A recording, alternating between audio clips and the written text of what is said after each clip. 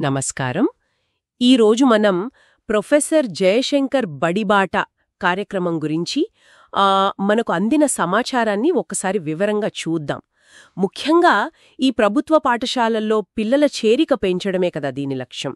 June 6, 2025న గ్రామ సభతో ఇది ఎలా మొదలవుతుందో చూద్దాం.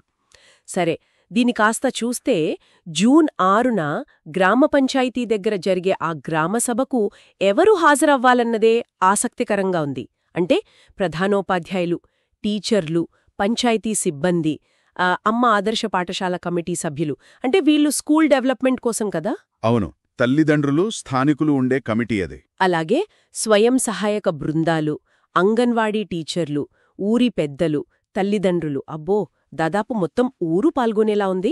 నిజమే. ఇక్కడ మనం గమనించాల్సిందేంటంటే ఆ గ్రామసభ ముఖ్య ఉద్దేశం కేవలం కలవడం కాదు.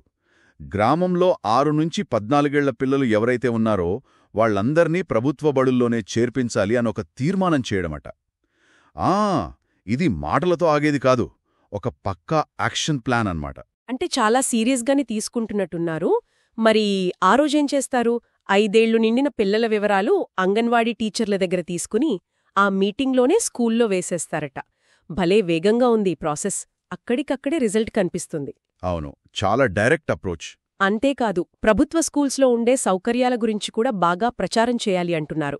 అంటే free books, note books, work books, 2 జతల యూనిఫామ్లు, మధ్యాహ్న భోజనం, డిజిటల్ క్లాసులు, కంప్యూటర్ ఎడ్యుకేషన్, సైన్స్ ల్యాబ్స్, లైబ్రరీలు, చాలా పెద్ద లిస్టే ఉందిది. ఇక్కడే అసలు పాయింట్ ఉంది. ఈ సౌకర్యాల ప్రచారం ఎందుకంటే కేవలం ఇన్ఫర్మేషన్ ఇవ్వటం కాదు, ప్రభుత్వ బడులపై నమ్మకం పెంచడం. ముఖ్యంగా ప్రైవేట్ స్కూల్స్ వైపు చూస్తున్నారు కదా చాలామంది తల్లిదండ్రులు. వాళ్లను ఆకర్షించడానికి ఇదొక ముఖ్యమైన ఎత్తుగడ. ఇన్ని లాభాలున్నాయని చూపించి ప్రభుత్వ బడుల వైపు తిప్పాలనే ప్రయత్నం. అయితే ఇన్ని సౌకర్యాలు ఉన్నాయని చెప్పడం ఒకెత్తు, కానీ వాటి క్వాలిటీ, అవి సరిగ్గా అందుతున్నాయా లేదా అనే నమ్మకం కలిగించడం అది కొంచెం కష్టమేమో. జనాల మైండ్ సెట్ మార్చడం అంత ఈజీ కాదు కదా. అది ఖచ్చితంగా ఒక పెద్ద సవాలే.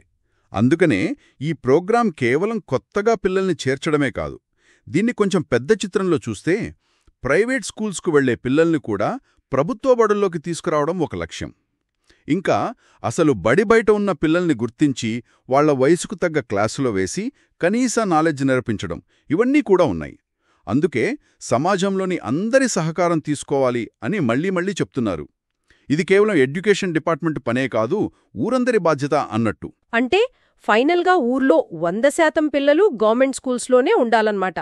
సమాజం మొత్తం కలిసి విద్యా వ్యవస్థను బాగు చెయ్యాలనే ఆలోచనైతే బావుంది. కానీ ఈ తీర్మానాలు, అడ్మిషన్ల ప్రాసెస్ అంతా రికార్డ్ ఎలా చేస్తారు? మానిటరింగ్ ఎలా ఉంటుంది? మంచి ప్రశ్న అడిగారు. ఇక్కడే అడ్మినిస్ట్రేటివ్ పార్ట్ వస్తుంది. ఈ గ్రామసభ ఎలా జరిగింది, ఏ నిర్ణయాలు తీసుకున్నారు, ఎంతమంది పిల్లలు చేరారు, వీటన్నిటి వివరాలతో ప్రధానోపాధ్యాయులు అనెక్షర్ 1 అనే ఒక ఫార్మాట్ ఉందట. దాన్ని నింపి మండల విద్యా వనరుల కేంద్రంలో ఇవ్వాలి. ఇది చాలా ముఖ్యం, ఎందుకంటే ఏం పని జరిగిందో, ఫలితాలు ఎలా ఉన్నాయో ట్రాక్ చేయడానికి ఇది ఒక ఆధారం. జవాబుదారీతనం కూడా ఉంటుంది.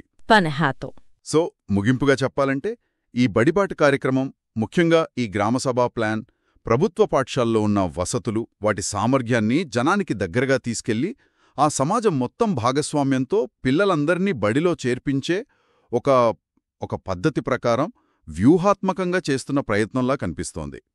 దీనిమీద ఒక చివరి ఆలోచన. ఈ కార్యక్రమం ఎక్కువగా సౌకర్యాల ప్రచారం, సమాజాన్ని కదిలించడం మీదే ఆధారపడి ఉంది కదా. ఇవన్నీ చేస్తున్నా కూడా ఏళ్ల తరబడి ప్రైవేట్ చదువుల మీదున్న నమ్మకాన్ని లేక ఆసక్తిని ప్రభుత్వ బడుల వైపు పూర్తిగా తిప్పడంలో ఇంకా ఏమైనా కీలకం కావచ్చంటారా? లేదా ఎలాంటి ఊహించని ఇబ్బందులు రావచ్చు? దీని గురించి ఆలోచిస్తే ఆసక్తికరంగా ఉంటుంది.